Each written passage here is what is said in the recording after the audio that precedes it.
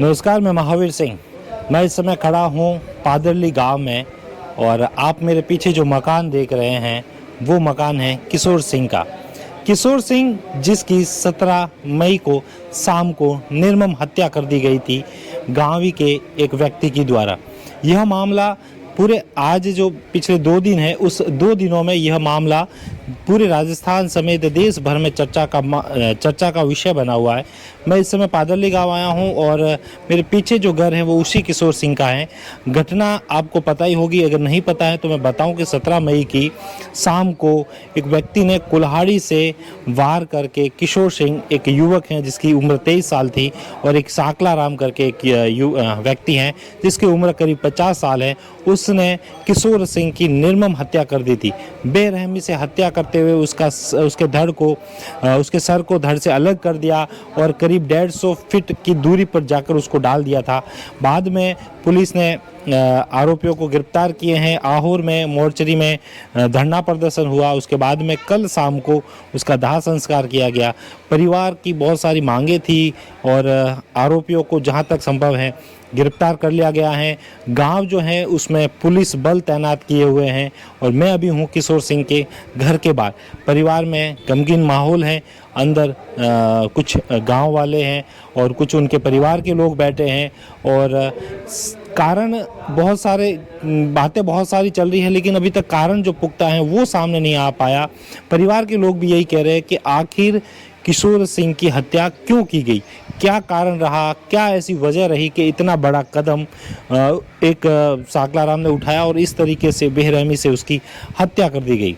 परिवार से बात करेंगे, गांव वालों से बात करेंगे और इस मामले को जानने की कोशिश करेंगे कि आखिर वास्तविकता क्या है, वजह क्या है और क्या कारण है, सारा कुछ जानेंगे। मेरे साथ हैं जो किशोर सिंह है उनके जीजा हैं जिन्होंने रिपोर्ट दर्ज कराई है और क्या कारण है वगैरह आपने रिपोर्ट में क्या चीज़ें लिखी हैं वो आप बताएं।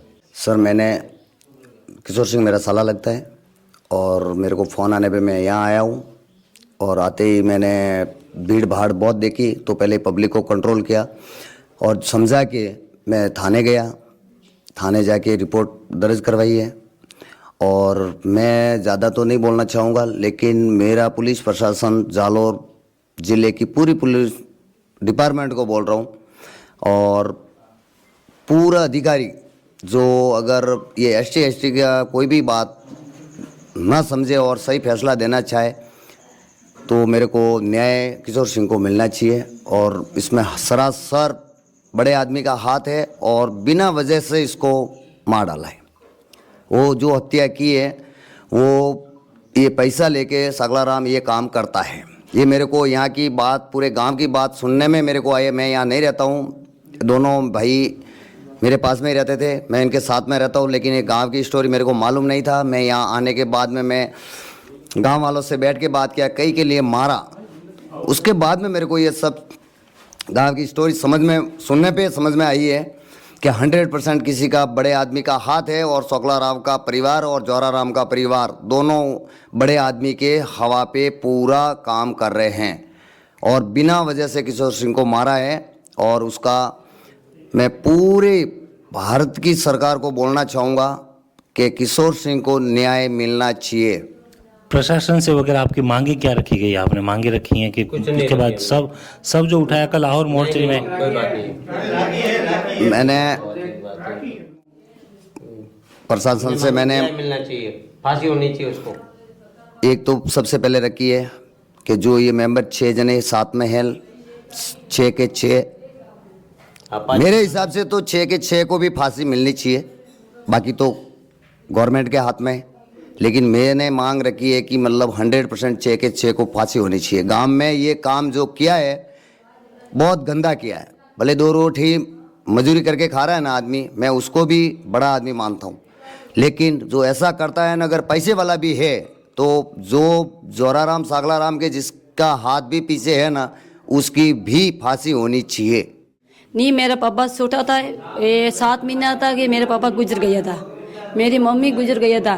कुछ मामला नहीं तो 1 महीना हुआ मैं सो रहा था, मेरे पास मेरा भाई था, कोई मामला नहीं तो उसी मैं घणा दोरी बावसी में मोटो कीधो तो बावसी माता जी मां तो सड़ा वसे में मोटो नहीं कीधो तो बावसी में टाइम माने तो घणा वका पड़िया में घणा दोरी में मोटो कीधो तो बावसी नंगो तो माँ बाप गए ना मैं जाता बहन ली तो बावसी हम बावसी मौजी करने वैसी करती बावसी मारे में मैं नहीं मोंगा एक फोसी वेणी बावसी मारे हमारे माँ मेरे मने माँ में गात करे है कि मने मारे है कि आज नहीं करियो ते नहीं करियो तो माँ में गात कर खेतर जाऊँ बीजी जाऊँ तो मुँह हाँ बावसी तो मारा कूड़े बास पीरियड आई माता भाई है तो जो ले गो बावसी ने माँ बाप की है बावसी माता ऊपर आबू नीचे धरती रही है माँ तो बावसी कोई कसूर नहीं हुई बीजू नहीं वरना पुटा दिया बाहर की खेती बावसी मारे। मेरा नाम कांत सिंह है, मैं पादली का निवासी हूँ और सागलाराम ये एक मतलब एक लोबर प्रवृत्ति का आदमी है। आए दिन हर लोगों से झगड़ा विवाद करता रहता है और उसका परिवार भी सब ऐसे ही है, उसके भाई वगैरह सभी। और उन्होंने होली के ऊपर भी उसके सागलाराम का बच्चा और गौराराम बच्चा गाँव में कूट और कुल्हाड़ी लेकर ढोली का ढोल भी फोड़ा था और विवाद भी किया था लोगों से और हर किसी से झगड़ा करते रहते हैं ये लोग। और इनका ये किशोर सिंह के साथ किया, इनका कोई विवाद तो हमने तो कोई सुना ही नहीं, कभी इनका विवाद हुआ ही नहीं। पता नहीं किस कारण इसने ऐसा काम किया है। तो जैसे मीडिया में खबरें आ रही है, जो अखबारों में छप रही है कि भाई पोते को थप्पड़ मारा इसलिए ऐसा। नहीं, ये ऐसी कोई बात ही नहीं है, हमने कोई सुनी नहीं इनके कभी इसने कोई न तो कोई पोता को थप्पड़ मारी है, न ऐसी कोई बात ही नहीं है। ये सब गलत बात है।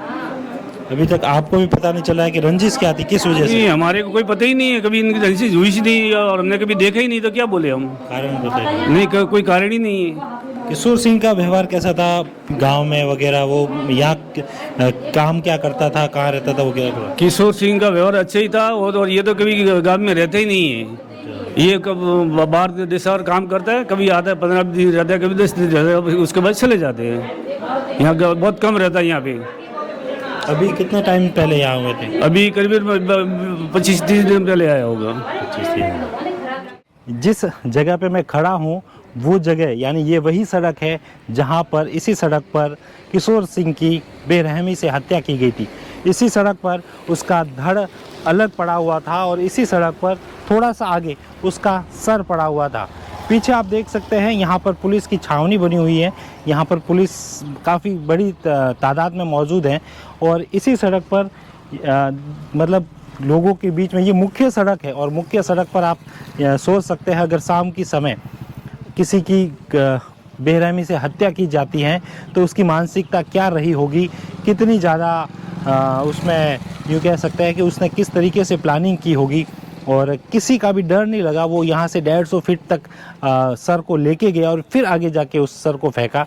कई लोगों ने इस घटना को देखा भी है, चश्मदीद हैं जिन्होंने पुलिस को इस घटना की जानकारी भी दी थी और जिन्होंने मीडिया को भी ये बताया कि उन्होंने ये घटना होते देखी है। पादरली गांव में जो हाल ही में मर्डर इंसिडेंट हुआ है उसके बाद में एहतियात के तौर पे अभी हमारा पुलिस जाब्ता लगा हुआ है जो गांव में शांति व्यवस्था के हित में अभी अग्रिम आदेश तक जारी रहेगा। और अभी चूँकि अनुसंधान जारी है और मुख्य आरोपी को कोर्ट में पेश किया जा रहा है।